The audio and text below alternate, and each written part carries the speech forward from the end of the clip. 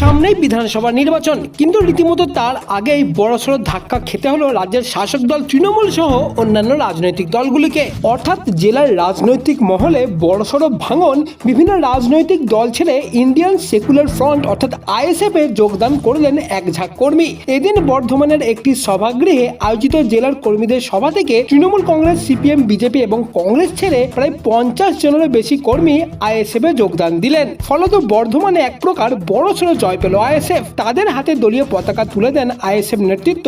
যোগদানকারীদের বক্তব্য, খুব আশা নিয়ে তৃণমূল কংগ্রেস করেছিলাম, আমরা সক্রিয় সমর্থক ছিলাম, কিন্তু দুর্নীতি এবং ধর্মীয় হিংসার বিরুদ্ধে লড়াইয়ের প্রশ্নে বর্তমান শাসক দল ব্যর্থ।